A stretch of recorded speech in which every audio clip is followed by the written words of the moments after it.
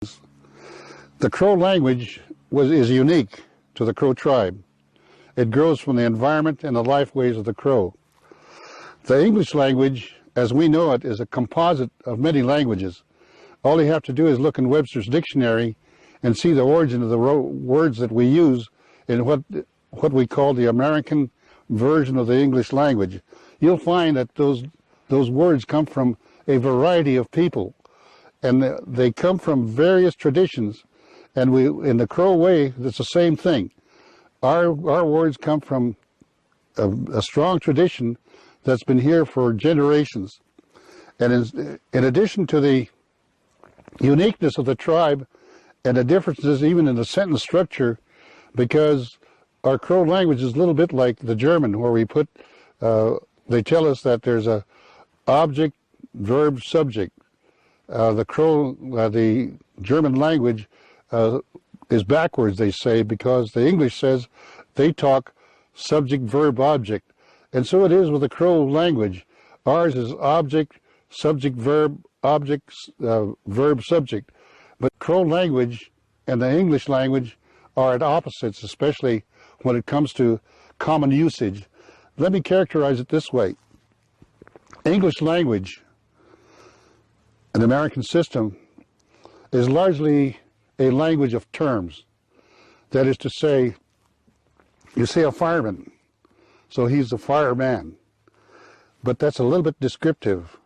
But then you say he's a captain, he's a lieutenant, he's a sergeant, and so on.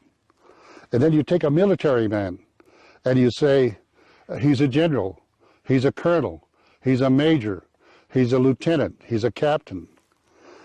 Go to the Crow side, and what is ours is a descriptive language.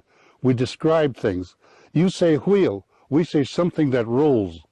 We don't say it's round, we just say it rolls. So we have a descriptive language as opposed to a term language in the use of English in this country.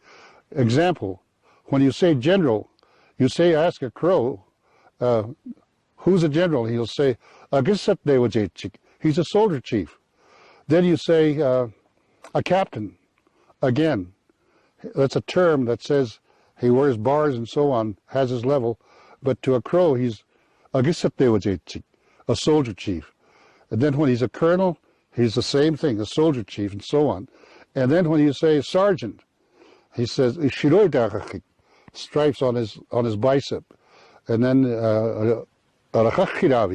3 stripes, sergeant. Corporal, 2 stripes. Private first class.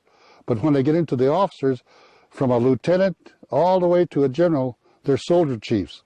So we describe them. And when we say a wagon, we don't say a wagon, have a term. We say wapatachia, something that rolls. That describes the wheels as they go. Let's go to a train. That's a fast wagon. That's something that rolls fast. But you say train. And then you say track. We say railroad track. It's a term. To the Crow, where a fast thing that rolls, a wagon, where it runs. So that variation can be very confusing to a first speaker in Crow that starts translating into English. So you give him a piece of paper, he looks at it, you're telling him that's a train. In his mind, he's saying that's something that rolls fast, like a wagon. And then he has to translate.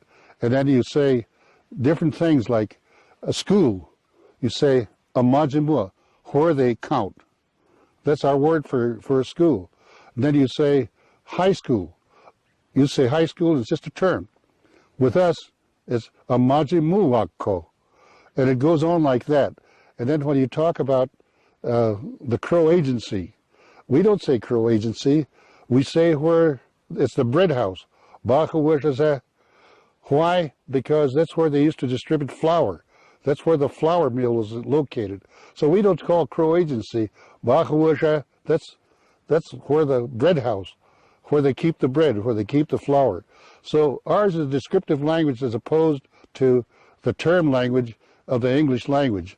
And the English language is very dynamic, and therefore it's not very accurate to some of the things that we have to use.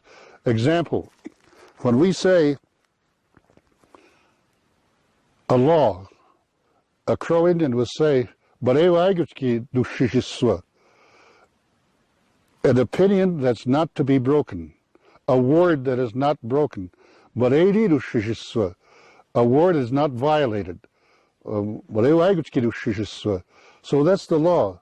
So you go to the non-Indian side, it's a law, but we got violations going on all the time. So it's the credibility loses itself somewhere across the line, and it bothers traditional Crow people to be able to say things that they know are not true.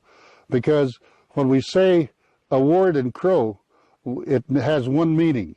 When you say a word in English, and it has many sounds, it's difficult.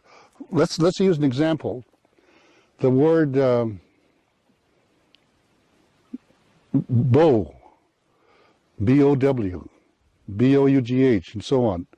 And then with us, we say barakhya. And then when you say aragashwa, which is a bow, we go through those all the time, so it's confusing to translate one's thoughts from one language to the other, and that's a double thing that we have with the English language. And we usually use a definition called holistic definition of culture, and it's divided, if you can imagine a circle, it's divided into 4 parts, just like 4 pieces of pie. One quadrant is language, music, reading, writing, and so forth. That's one quadrant, includes badges. And then over here is the life essentials, food, clothing, and shelter, and health maintenance. And down here is thought, philosophy, beliefs, and so on. And then over in the lower quadrant, you have the social structure. So when you study that in school today, you don't study the Indian language. You don't study the Indian food, clothing, and shelter. You don't study Indian thought, ways of worship, and belief systems.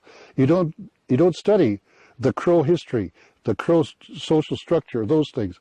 So that's why we say we're at opposite ends. So you need to be careful when you teach Indian children who are traditional and raised in a traditional way, because they can talk one way, but the meaning is different in the Crow language as said in English. I just thought I'd touch on that.